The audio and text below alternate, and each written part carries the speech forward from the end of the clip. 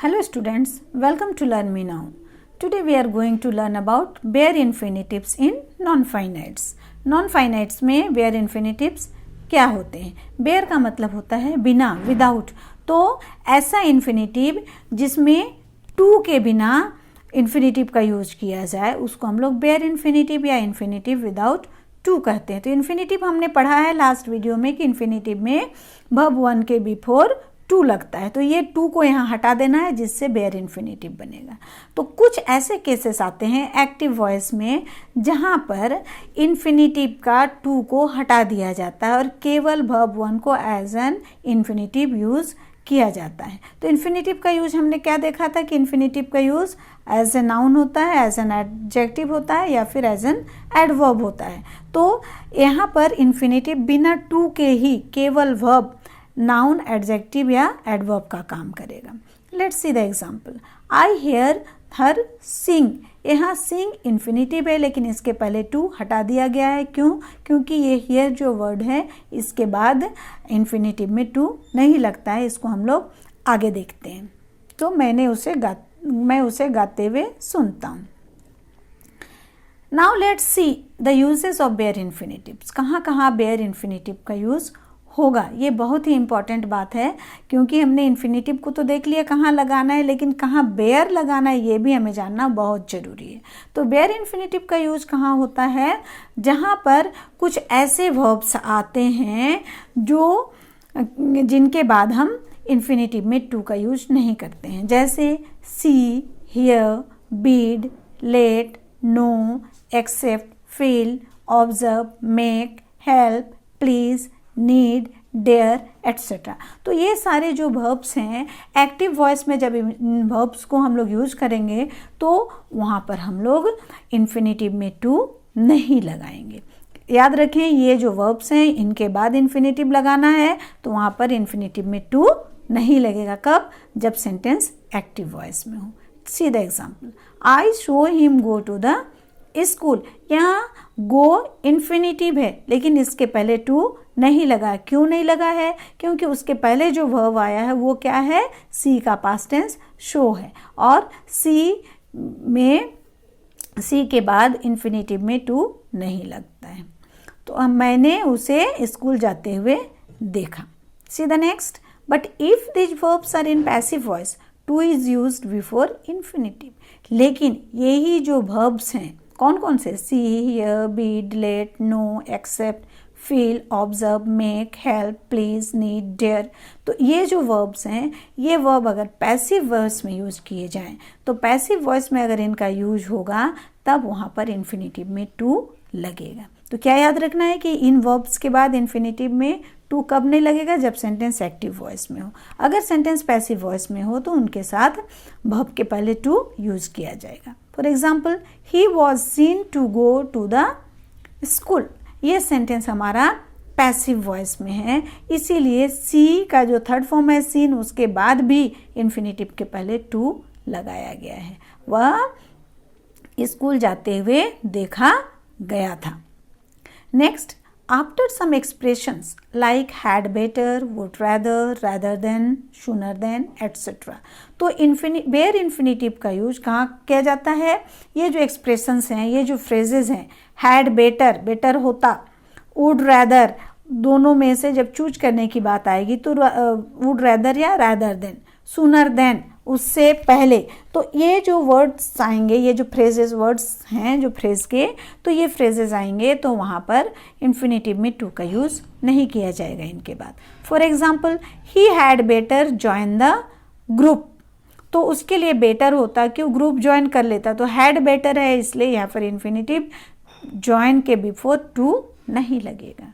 Next example, the patient would rather die than suffer. So patient इतना suffer, इतना तकलीफ झेलने से बेटर होता कि क्या करता? अच्छा होता कि मर जाता.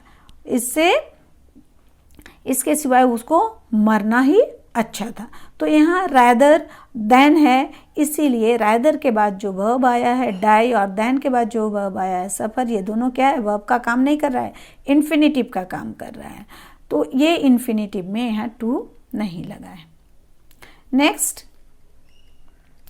आफ्टर ऑक्सिलरी वर्ब्स और मॉडल ऑक्सिलरी वर्ब्स, तो बेयर इन्फिनेटिव का यूज़ ऑक्सिलरी वर्ब्स के बाद और मॉडल ऑक्सिलरी वर्ब्स के बाद यूज किया जाता है। मतलब auxiliary verbs am, is, are, was, were, do, does, did, और मॉडल ऑक्सिलरी वर्ब्स क्या है, कैन, कुड, मे, माइट। ये जितने भी ऑक्सिलरी वर्ब्स होंगे उनके बाद जो इन्फिनेटिव आएगा उसमें हम लोग टू का यूज़ नहीं करेंगे। For example, he does not complete his homework, तो वो कंप्लीट के पहले हम लोग यहाँ पर टू नहीं लगाएंगे। किसका यूज़ करेंगे, bare infinitive, only verb.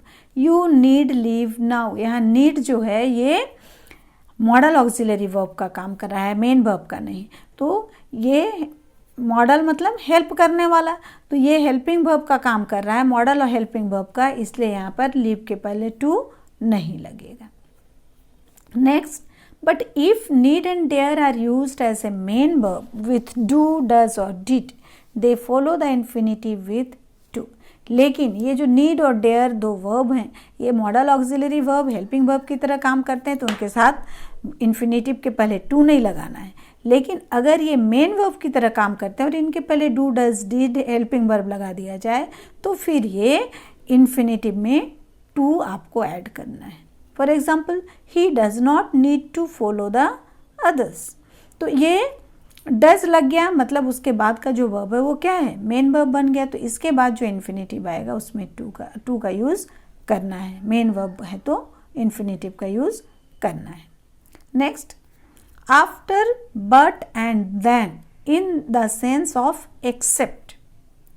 But और देन का यूज अगर एक्सेप्ट बिना के अर्थ में, सिवाय के अर्थ में किया जाए सेंटेंस में, तब भी उसके बाद आने वाले इन्फिनेटिव में टू नहीं लगाया जाता है। For example, the child did nothing but sleep, बच्चा ने कुछ नहीं किया, क्या किया, सिर्फ सोया, सिवाय सोने के उसने कुछ नहीं किया। It is better die than live in poverty, तो उसको बेटर होगा कि वो मर जाएगा सिवाय कि गरीबी में जीना। तो इस तरह बट और दैन का यूज़ अगर हम लोग एक्सेप्ट के अर्थ में करते हैं, सिवाय के अर्थ में करते हैं, तो उसके बाद जो इन्फिनेटिव आएगा उसमें टू का यूज़ नहीं किया जाएगा। Next, after why and why not, ये जो दो WH वर्ड्स हैं वाई एंड वाई नॉट, इनके बाद जब कभी कोई इन्फिनेटिव आए तो वहाँ पर टू का यूज़ नहीं किया जाएगा। फॉर एग्जाम्पल, वाई डाई, क्यों उसको मारना है। Why not do struggle, why, यहाँ डू के पहले टू का यूज़ नहीं किया गया है, तो उसको स्ट्रगल क्यों नहीं करना है। तो ये थे हमारे बेयर इन्फिनेटिव के यूजेस कि हम लोग बेयर इन्फिनेटिव कहाँ कहाँ लगाएंगे। लास्ट वीडियो में हमने देखा कि इन्फिनेटिव जो टू वर्ब है उसको हम कहाँ कहाँ यूज करेंगे। इस वीडियो में हमने देखा कि ये जो इन्फिनेटिव है उसमें टू हटाकर हम कहाँ यूज करेंगे। अब अगला इन्फिनेटिव देखें, स्प्लिट इन्फिनेटिव। जब कभी किसी भी इन्फिनेटिव को हम लोग दो भाग में सेपरेट करते हैं, बांटते हैं, और बीच में कोई एडवर्ब आ जाता है, जैसे इन्फिनेटिव क्या है, टू के बाद वर्ब, और टू के बाद वर्ब के बीच में अगर कोई एडवर्ब आ जाए तो उसको हम लोग कहते हैं स्प्लिट इन्फिनेटिव। मतलब दोनों इन्फिनेटिव दूर दूर हो गया, बीच में कोई एडवर्ब आ गया। For example, he requested his mother to kindly allow him to go out, तो यहाँ टू अलाउ जो इन्फिनेटिव है उसके बीच में एडवर्ब काइंडली आ गया, तो इस ऐसे केस में इसको हम लोग क्या कहते हैं, स्प्लिट इन्फिनेटिव। ऐसे भी इन्फिनेटिव का यूज किया जाता है जहाँ बीच में कोई एडवर्ब आता है। सो स्टूडेंट्स, आई होप कि आपने बेयर इन्फिनेटिव के बारे पूरी तरह समझ लिया, उसके यूजेस क्या हैं, कहाँ कहाँ हमें बेयर इन्फिनेटिव यूज़ करना है, किन किन वर्ब्स के बाद यूज़ करना है, ये सारी बातें आप अच्छी तरह सीख लिए। सो आपको मेरा ये वीडियो कैसा लगा इस पर कमेंट करें। अगर आपको ये पसंद आया तो इसे लाइक करें, अपने फ्रेंड्स के साथ शेयर करें जिससे वे भी इससे बेनिफिशियल रहें। और अगर आज तक मेरे वीडियोज़ को सब्सक्राइब नहीं किया है तो आज ज़रूर से ज़रूर सब्सक्राइब करें, जिससे कि इसके बाद के आने वाला जो वीडियो है, जो जेरंड होगा, उसका नोटिफिकेशन आपको टाइम पर मिल सके। थैंक्स।